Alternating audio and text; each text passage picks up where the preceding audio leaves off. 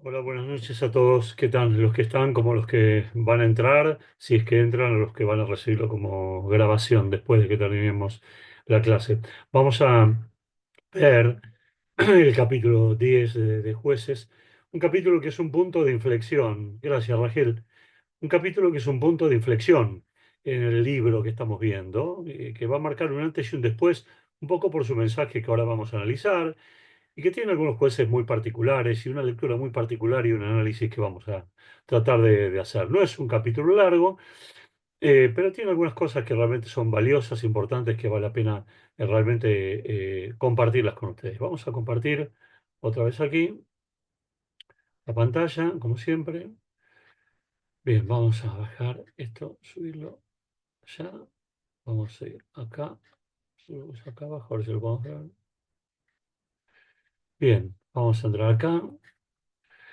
Bien, Rachel, creo que lo ven, me hace una señal, me dice cualquier cosa, pienso que lo están viendo, que lo deben ver bien. Vamos, como siempre, a leer el capítulo, después vamos a leer un comentario de un profesor y vamos a empezar a analizar algunos versículos, los más salientes de este capítulo. Y después de Abimelech levantóse para librar a Israel, Tola, hijo de Púa, hijo de Dodo, varón de Isasjar, el cual habitaba en Shamir, en el monte de Efraín. Y juzgó a Israel 23 años, y murió y fue sepultado en Shamir. Tras él se levantó Yair de Gilad, el cual juzgó a Israel 22 años. Este tuvo 30 hijos que cabalgaban sobre 30 asnos y tenían 30 aldeas, que se llamaron aldeas de Yair hasta el día de hoy, las cuales están en la tierra de Gilad. Y murió Yair y fue sepultado en Camón.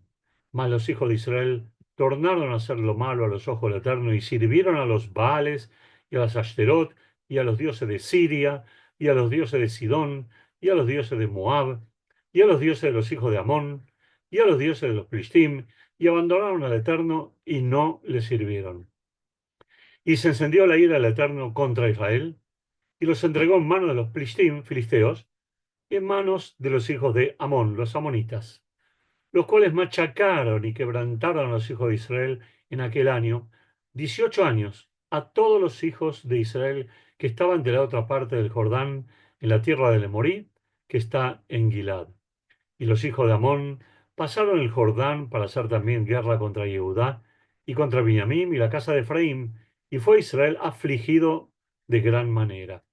Y los hijos de Israel clamaron al Eterno, diciendo: Nosotros hemos pecado contra ti porque hemos dejado a nuestro Dios y servido a los Baales, a los dioses.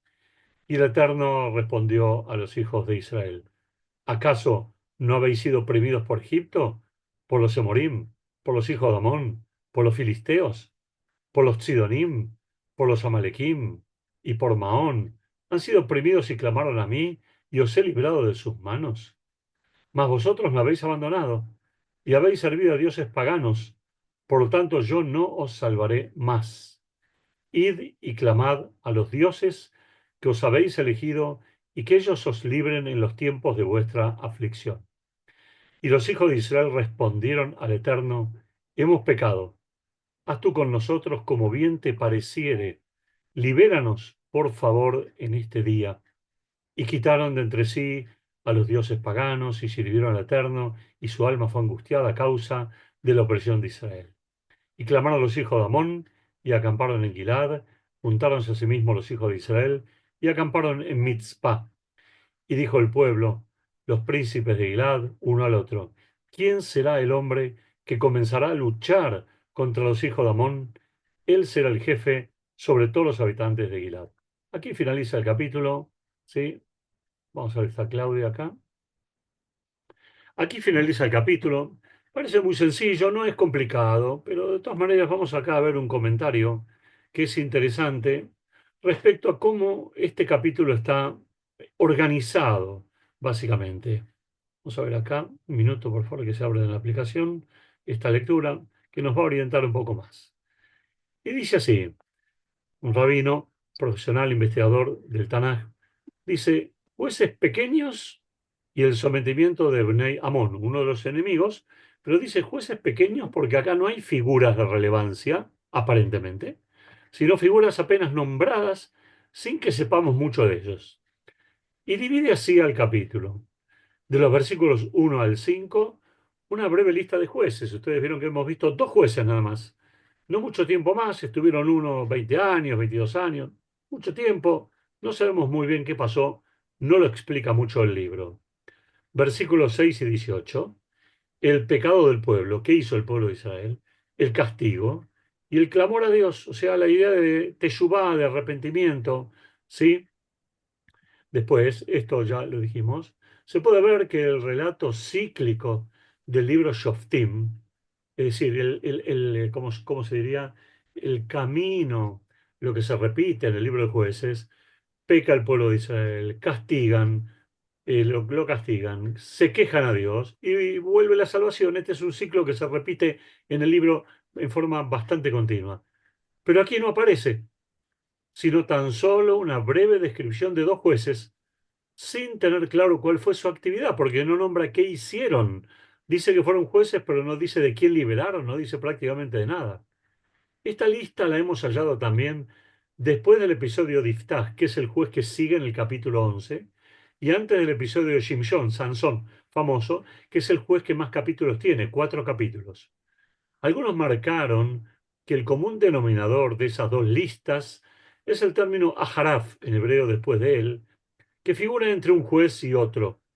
Y de aquí se infiere que la finalidad de esa lista era de hacer hincapié en la necesidad de una forma de gobierno continuo, incluso si se trata de diferentes hombres, ya que precisamente él puede impedir el ciclo pecado y castigo. O sea, la importancia de cortar este ciclo radica en lo que pueda o no hacer un juez. Por ende, la lista aparece antes del episodio de Iftach, ya lo veremos en su momento, y asimismo antes del episodio de Shimshon, ya lo veremos también, Sansón. Relatos que nos presentan líderes vacíos, o sea, figuras muy controvertidas, de las peores que vamos a ver acá en el libro. Según el lenguaje de Hazal, que significa los sabios del Talmud, nuestros sabios de bendita memoria. De los versículos 6 al 18 tenemos acá la segunda parte, que hablamos antes, insinuamos algo acerca del el pecado del pueblo, el castigo, el clamor, etc. Fíjense acá lo que analizan. Presten atención a la extensa descripción del pecado. O sea, es el mismo pecado, pero muy explicado, muy extendido. Y al número de variables de idolatría, la cantidad de dioses mencionados aquí. Incluso podemos darnos cuenta que se trata de los dioses de los pueblos que sometieron a Israel, o sea que ya lucharon contra Israel y que Israel los venció a lo largo de este libro y al parecer ello solo potencia aún más el pecado, o sea que volvieron a castigar al pueblo de Israel con estos mismos pueblos. Los versículos 7 y 9, al igual que lo que hallamos en el episodio de Gidón, aquí también es descrita una realidad particularmente dura y ello es enfatizado a través del hecho que los amonim someten a Israel en los dos lados del Jardín. Los amonitas estaban del lado del Jardín que hoy es Jordania, pero estaban tan envalentonados con la debilidad de Israel que se cruzaron al otro lado, al lado que hoy es Israel, los territorios de Judea y Samaria. El versículo 10 nos trae al estilo del clamor. Aquí es diferente al estilo de otros clamores. En el libro Shoftim, al hallar nosotros aquí una dimensión explícita de Teshuvah, lo que está diciendo acá, que así la profundidad del pecado, así la profundidad de la Teshuvah. O sea, el clamor de ellos fue mucho más intenso. Los versículos 11 y 14. No solo que la fase del clamor es distinta en este episodio, sino que la fase de la reacción divina también es diferente. Dios actúa de otra forma. Dios en un principio se niega a salvarlos, ahí lo dice claramente, nos llama la atención. Solamente después de que el pueblo acepta el juicio, que es casi al final del capítulo, y elimina a los dioses paganos, Dios les responde, hay como un arrepentimiento de Dios. El versículo 18, el último. Presten atención al hecho que en contraste con los otros episodios, aquí no está citado que Dios estableció un juez. O sea, no hay una heredad, ¿no? Siempre los últimos capítulos de cada capítulo al final terminaba diciendo, y bueno, pecó el pueblo de Israel y vino tal otro juez. Acá no aparece ninguna figura. Y solo está descrito que el pueblo lo hace por sí mismo. O sea, el pueblo como que nombra a su figura, a su referente. Después veremos por qué, al parecer.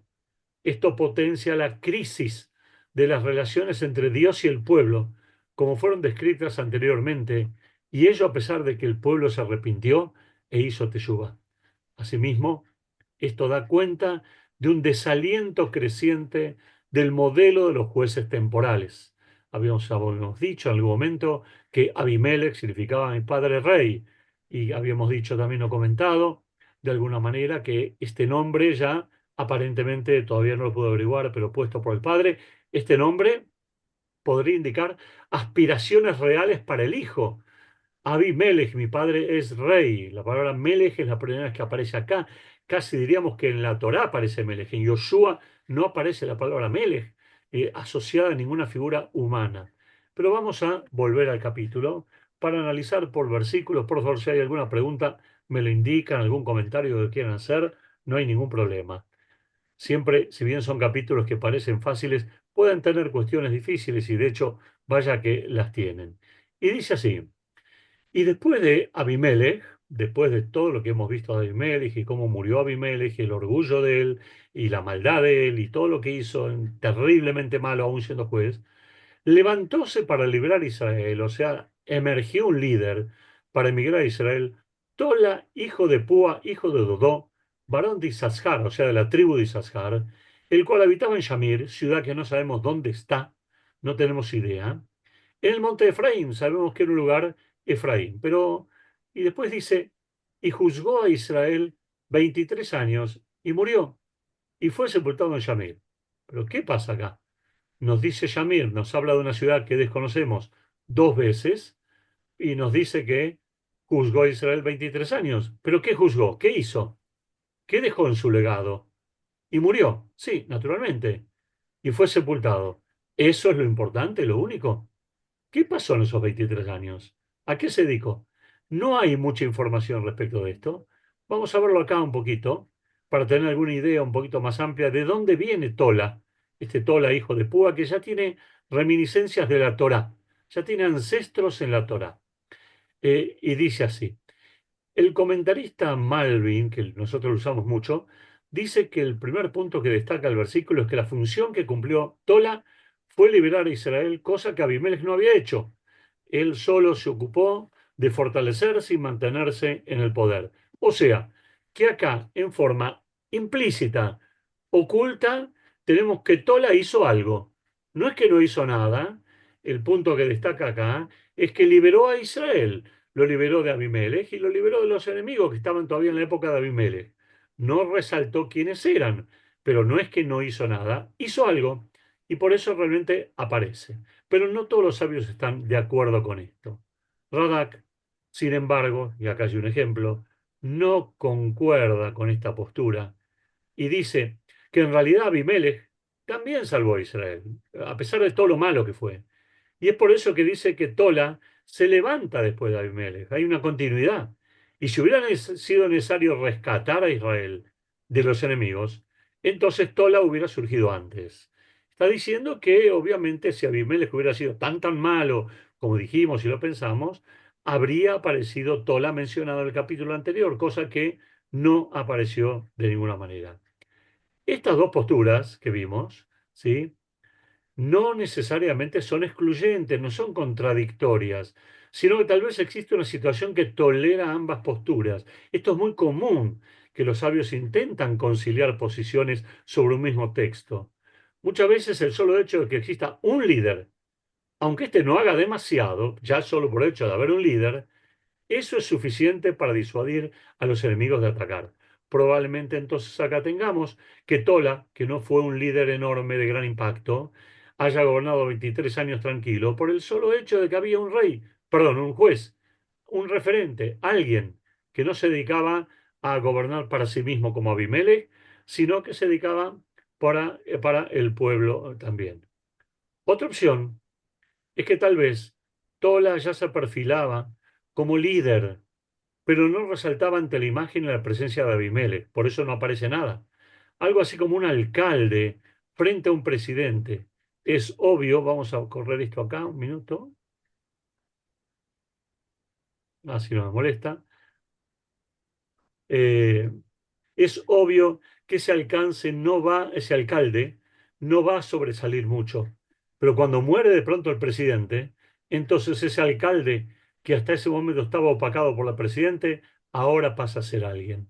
En conclusión, Tola podía ser una figura secundaria, marginal, ¿sí? Pero evidentemente ya era un hombre que pasó a ser alguien porque reemplazó a una figura que emergía como mayor.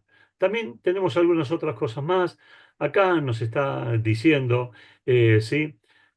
Si bien no nos relata que Israel tenía enemigos que lo estaban oprimiendo, no hay en principio nombres. Hay comentaristas que sostienen que la función principal de Tola fue liberar a Israel de todas las maldades de Abimelech, que había sembrado. Incluso, incluso injusticias, asesinatos e idolatrías, que eran de las peores cosas que podían pasar sobre Israel. Y acá nos da algún indicio de que Tola, hijo de Dodó, varón de Isasjar, de la tribu, ya aparece con el nombre Tola y Púa, pero son personajes diferentes. Es como hoy en día muchos judíos que el abuelo llama Mauricio y el padre llama David y el nieto llama Mauricio. Es decir, hay algo así, algún tipo de descendencia, porque ya en la Torá aparece en Bereshit 36, en una cronología, un tal Tola, que no puede ser este porque no podría haber vivido 300 años. Es evidente que no habría ninguna posibilidad. La tribu de Issachar es conocida por el Midrash en el Talmud como la tribu que se dedicaba al estudio y la enseñanza de la Torá, tal como dice Débora en su cántico. Entonces Tola, Débora era la profetisa, entonces Tola, ¿sí? Vamos a bajar un minuto.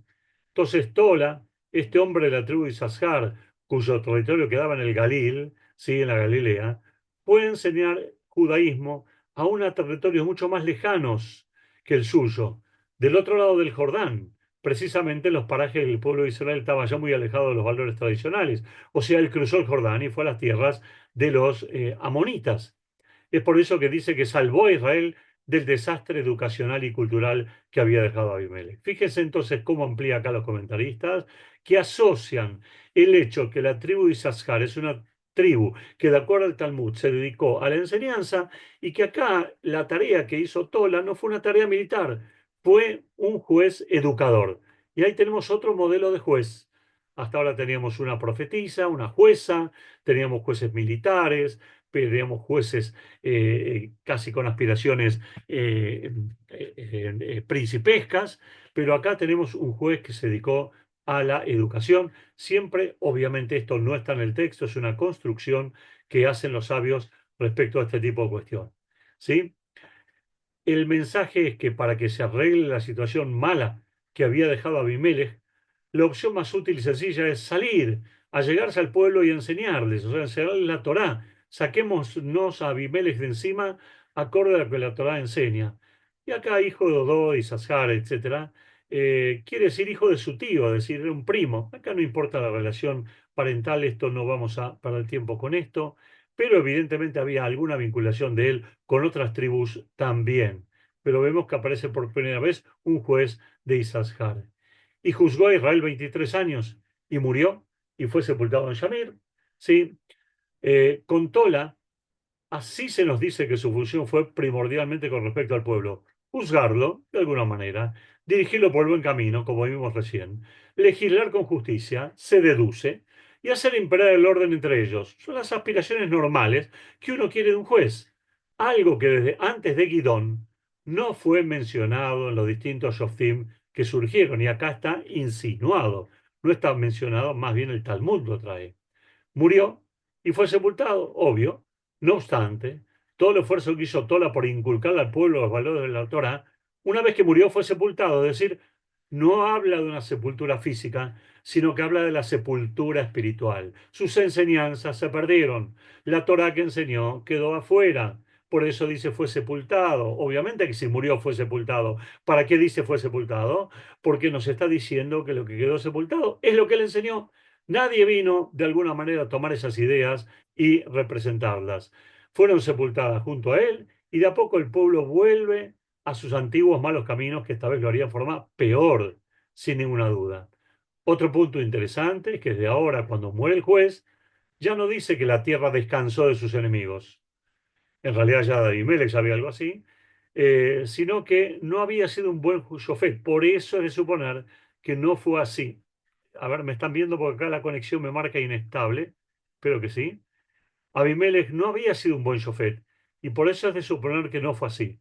No obstante el hecho que cada vez que tenía paz y tranquilidad con sus enemigos, el pueblo se pervertía. Esto parece una constante de líderes que no eran suficientemente fuertes. Esto es Tola, de quien no sabíamos nada, pero que ahora, por lo que explicó el Talmud, inferimos mucho y que fue un hombre de gran valor. Tras él se levantó Yair de Gilad. Gilad es la localidad del otro lado del Jordán, que va desde el Mar Muerto hasta la frontera entre Jordán y Siria, y juzgó a Israel 22 años, mucho tiempo también, teniendo en cuenta. Entre los dos jueces tenemos 23 y 22, tenemos 45 años. Para el Tanaj es muchísimo tiempo. ¿Sí?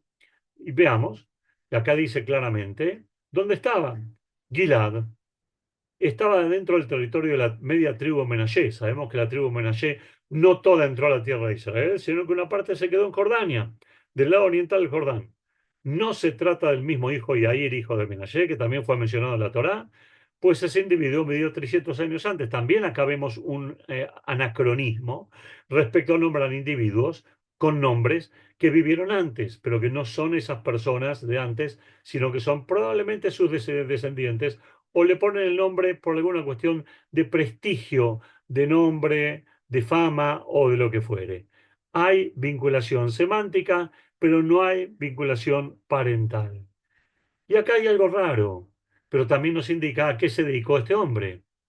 Este, Gilad, tuvo 30 hijos también, al igual que ustedes recuerdan que Abimelech tuvo, perdón, Gidón tuvo 70 hijos que Abimelech asesinó. Acá este hombre Gilad tuvo 30 hijos, obviamente era poligámico y obviamente con diversas mujeres. Estos hijos cabalgaban sobre 30 años. ¿Y qué me importa? ¿Para qué me dice cabalgaban sobre 30 años? ¿Por qué no me dice caminaban, trabajaban en la tierra? ¿Qué me importa si cabalgaban sobre 30 años? Y tenían 30 aldeas. Acá sí me importa un poco más, porque estaría insinuando que cada hijo dominaba una aldea y está insinuando lo que ya muchas veces hemos visto, que los jueces no son solamente jueces sobre una ciudad, sino que son jueces sobre una ciudad central y la periferia. ¿Sí? Por eso acá dice que se llamaron aldeas de Yair, Yair y Gilad, hasta el día de hoy, hasta el día que se escribió el libro, como siempre decimos, las cuales estaban en la tierra de Gilad. Ahora veamos más si nos dice algún elemento mayor acerca del trabajo, de la profesionalidad, etcétera. Todos estos detalles, nos dice, son para resaltar lo importante y honorable que era Yair. Sus hijos también todos eran muy ricos, o sea, este juez era poderoso en lo económico, importantes y renombrados. Abarbanel y Radak sugieren que tal vez ese fue el motivo por el cual pusieron como líder, que los pusieron como líder, por una cuestión de dinero. Se ve que había una carencia de liderazgo y bueno, vemos muchas veces que el dinero ocupa ese rol. Como ya lo dijimos en la parábola de Yotam, cuando Yotam dice por qué motivos van a elegir a un juez, por dinero, por guerra, por esto, por aquello, lo otro, ¿qué motivo? Por sabiduría, que era que lo consideraba principal, que se llamaron aldeas de Yair y hace referencia a distintas aldeas que también se encontraban del otro lado. No vamos a entrar acá en detalles geográficos, no es tan relevante, no es tan importante. Vamos a avanzar un poco más, ¿sí? Para entender un poco esta cuestión. Y murió Yair, qué rápido, ya pasó todo. Y fue sepultado en Camón, otro lugar, otra localidad, ¿sí? Fíjense, en tan solo 5 versículos el Tanaj nos menciona dos jueces a pesar de acabar un periodo de 45 años. ¿Se dan cuenta ustedes del poder de síntesis del Tanaj? 45 años en 5 versículos nada más. No hay detalles, solo explica lo mínimo que hacía falta explicar y el Talmud se va a encargar quizá de ampliar. Ya hemos visto que Abimelech tuvo todo un capítulo muy extenso de 57, 60 versículos, que fue aparentemente un juez más importante, que fue más cruel. Esto se debe, por un lado, a que no han ocurrido grandes cosas durante el tiempo que ellos estaban como líderes. O sea, estos dos jueces tuvieron una época de tranquilidad. No, no fue mal, no hubo que pelear mucho contra nadie, lo cual es bueno, pero también puede ser que se deba a que no hubieran cosas que valieran la pena documentar en este libro, pues no contiene una enseñanza para las generaciones posteriores.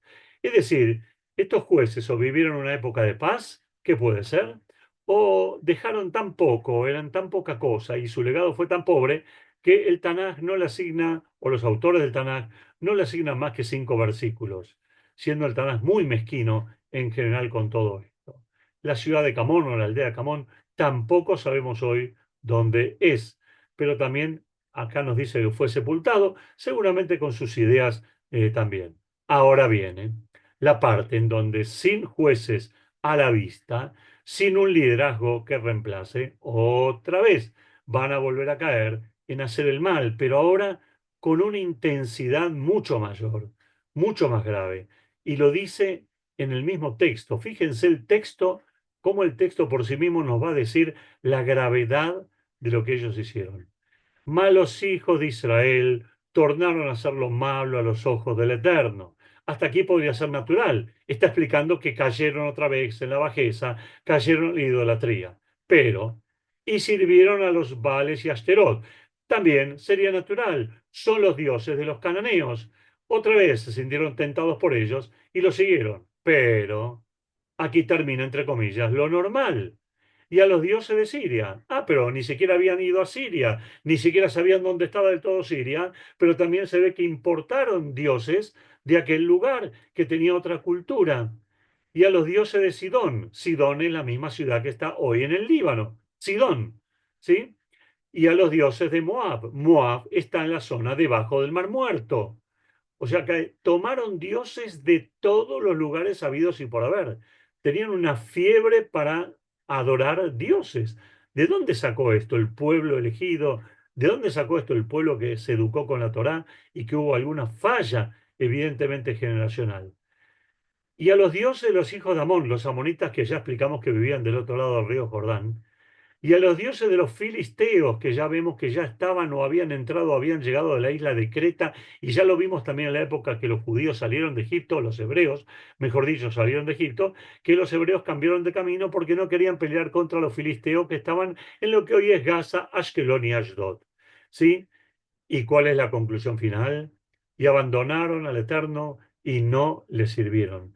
Hasta las palabras parecen escritas, dichas de alguna forma con mucho dolor, pero no se privaron de tener dioses de ningún pueblo y dejaron de hacer los sacrificios que hacían para el Dios de Israel y empezaron a hacer sacrificios para cada uno de esas figuras, de esos dioses, que no nos da demasiados nombres, sino ubicación geográfica de los mismos.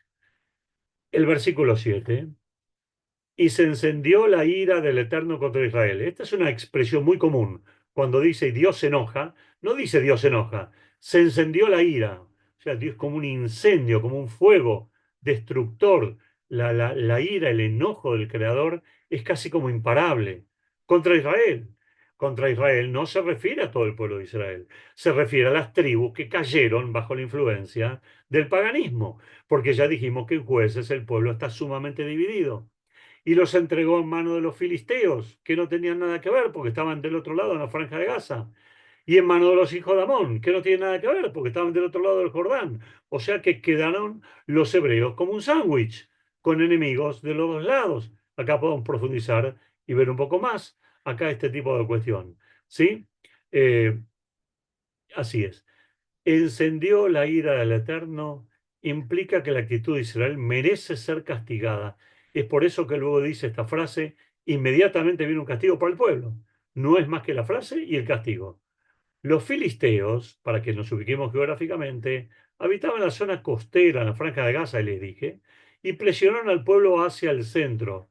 Y del otro lado, los amonitas entraron a la tierra de Israel, entonces dejaron a los hebreos como un sándwich, directamente ni más ni menos que como un sándwich. ¿Sí? Tal como el pueblo de Israel sirvió a los dioses de todos los pueblos de alrededor, así ahora son presionados por todos los lados. ¿Ustedes querían dioses para adorar y buscaron dioses de todos lados? Bueno, ahora el castigo va a ser que van a tener enemigos de todos lados y los van a dejar presionados a ustedes. Esto es lo que en la Biblia, en el Tanaj, llamamos midá keneged midá.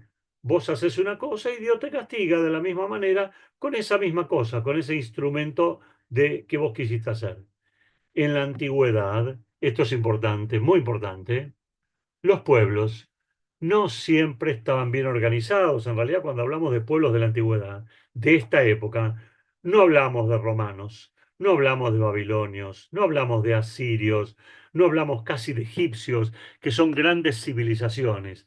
Estamos hablando de pueblos más bien nómades, pueblos pequeños, no grandes en cantidad, verdaderos clanes familiares, con armas para la guerra, para defenderse, para atacar, para aprovechar distintas situaciones. Por eso es que no contaban con ejércitos permanentes y los ejércitos eran convocados cuando hacían falta y no estaban entrenados para la guerra, no eran grandes soldados. Por eso es que Israel, sin mucha experiencia militar, puede derrotarlos también. Israel, en la época de los Shoftim, eran básicamente campesinos que cada cual labraba su tierra. Amón, en cambio, a pesar de que eran menos en número que el pueblo de Israel, no obstante, estaban bien organizados y entrenados. Hacía años que luchaban contra los nómades. En este caso, los nómades se refiere a pueblos que atravesaban la zona de Jordania y los saqueadores del desierto, la zona del Negev, y es por eso que pudieron someter a Israel rápidamente. En otras palabras, tenían experiencia militar, hicieron las cosas rápido y dominaron al pueblo de Israel, o una parte, vuelvo a insistir, estamos hablando no del pueblo de por sí, sino hablando de distintas tribus. Si bien este versículo habla en forma general y pareciera que se está refiriendo a que todo el pueblo de Israel estaba bajo el acecho del enemigo, el próximo versículo veremos que la situación más apremiante no era sobre todo Israel, sino más bien las tribus que habitaban la zona noroeste del país, más al norte. Como hemos dicho antes, no era esto algo que afectara a todos. Veamos el versículo 8 aquí, ¿sí? Y dice así, los cuales, los enemigos, machacaron, miren las palabras, machacaron, o sea, pisotearon y quebrantaron a los hijos de Israel, los quebraron, los hicieron pagar impuestos, los esclavizaron. En aquel año, 18 años, durante 18 años mantuvieron los amonitas al pueblo de Israel entre amonitas y filisteos, a todos los hijos de Israel que estaban de la otra parte del Jordán, en la tierra del Emorí, o sea, no está refiriéndose a todos los hebreos, se refiere a los hebreos que habían cruzado o que habían quedado antes de Moshe en la zona de Gilad, es decir, en la zona de lo que hoy es Jordania. ¿Sí? Y los hijos de Amón o de Amán pasaron el Jordán para hacer también la guerra contra Judá. Cuando se sintieron fuertes con dominar a los hebreos que habían pasado a su territorio, contraatacan y ahora sí cruzan a Judá. Y contra Benjamín, que está arriba de Judá, donde está Jerusalén. Y la casa de Efraín, que está más arriba. Y fue Israel, esta tribu de Israel, afligido de gran manera. ¿Sí? Acá vemos entonces descripciones, ¿sí? Vemos acá los distintos territorios.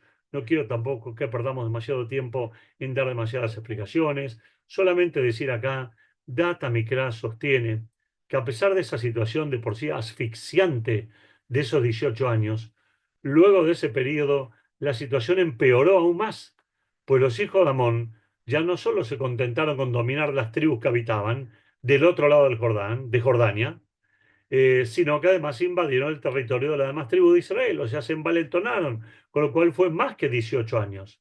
Ahora, la gran aflicción y sufrimiento no fue solamente para las tribus del noroeste, sino también para el resto de tribus. Se expandieron los enemigos por distintos lugares. De pronto, el pueblo ve que no solo del otro lado del Jordán caen bajo el enemigo, sino que hasta ahora todo el territorio de Israel está en peligro. Aunque los amonitas y los filisteos no conquistaron toda la tierra de Israel, pusieron en peligro a la tierra de Israel. ¿Sí? Hasta ese momento estaban acostumbrados a que el territorio de Galil y la zona del oriente del Jordán estaban siempre bajo amenaza y ataque de los pueblos enemigos, pero la parte central era un territorio relativamente tranquilo y seguro. Ahora ya toda la existencia del país corría peligro. Leabdil, diferenciando esta explicación, me trae a la mente ahora lo que nos pasó el 7 de octubre del 2023 cuando nos atacaron desde el sur y desde el norte. Durante muchos años, los habitantes de Tel Aviv y toda la zona central no le dieron demasiada bolilla a los ataques del Hamas contra los kibutzim, las aldeas, porque se encontraban muy lejos de donde ellos vivían, muy lejos de los grandes centros urbanos.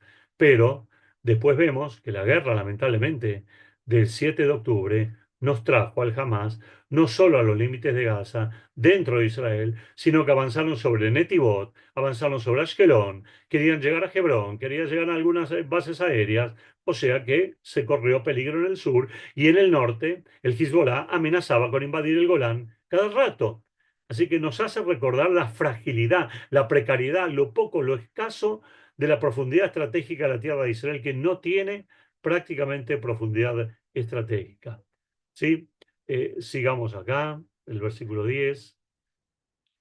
Y los hijos de Israel, ahora viene la parte en donde se arrepiente. Y los hijos de Israel clamaron al Eterno, diciendo, nosotros hemos pecado contra ti. No hay vuelta, no buscamos excusa. Hicimos el mal. Lo peor, la idolatría. Porque hemos dejado a nuestro Dios, te dejamos a ti, y servido a los Baales. Acá aparece el nombre Baales como genérico, pero es el nombre de cualquiera de los dioses con que ellos antes se habían desviado. ¿Sí? Veamos aquí lo que va a decir justamente. Este versículo es un ejemplo de cómo debe ser la confesión de un error o transgresión. Se comienza en forma general y luego se detalla. Es decir, el error que nos alejamos y después empezamos a detallar que nos fuimos con los vales. El pueblo de Israel reconoce que todos estos males le han sobrevenido no por casualidad, sino por sus malas acciones. No le echan la culpa a la mala suerte, uy, qué mal que me fue, a su destino, sino a sus propios actos. Y esto es bueno para que comience así la teshuvá, el arrepentimiento. Han cometido un doble error. Por un lado han abandonado a Dios, que es un error, pero no solo eso, sino que además sirvieron a dioses paganos, o sea que violaron el primero y el segundo de los 10 mandamientos. No solo permanecen pasivos, dejando de hacer algo, no querer a Dios, algo que deberían hacer, sino que además hacen algo en contra. Es decir, es el doble pecado, doble situación por la cual van a ser castigados con dureza, y esto nos explica por qué Dios mantiene un diálogo mayor con ellos también, por la magnitud del alejamiento. Para entenderlo mejor esta situación, imaginemos el caso de un inquilino que debe pagar el alquiler de su casa. No solo deja de pagar el dinero de la renta que le debe el propietario, sino que además destruye la casa o lastima la casa o hace cualquier cosa con la casa. Doble error. ¿Sí? Y ahora, ¿cuál es la respuesta de Dios en este minuto que nos falta? Y el Eterno respondió a los hijos de Israel. ¿Acaso no habéis sido oprimidos por Egipto? ¿Por los Emorim, por los hijos de Amán y por los Plishtim? ¿Acaso ustedes no saben ya lo que es opresiones? ¿Pero qué es nuevo que ustedes reciban este castigo? ¿No se han dado cuenta de cómo debían comportarse? Si ya han experimentado situaciones de alejamiento mientras estaban por el desierto caminando con Moisés. Si ya hemos visto antes en Shoftim situaciones de alejamiento también. ¿Qué? ¿Tengo yo que venir de vuelta a castigarlos y hacerles recordar otra vez con Egipto, otra vez con los emoritas, otra vez con los hijos de Amón, que ustedes básicamente han cometido este error? Y veamos acá lo que va a decir para ir terminando ya. Y dice, Dios les respondió por intermedio de un profeta. Acá no lo vemos el nombre del profeta, pero hay un profeta que habla por Dios. Y aunque no lo mencione, se sobreentiende en la forma en que va hablando, ¿sí? Como intermediario. Aquí Dios les hace un recuento de todos los pueblos que los sometieron. Y de todos ellos Dios nos ha liberado, como dice la Gada de Pesaj. No solo un individuo se ha levantado contra nosotros para destruirnos, sino que además en cada generación y generación, Ledor Vador, se levantan contra nosotros para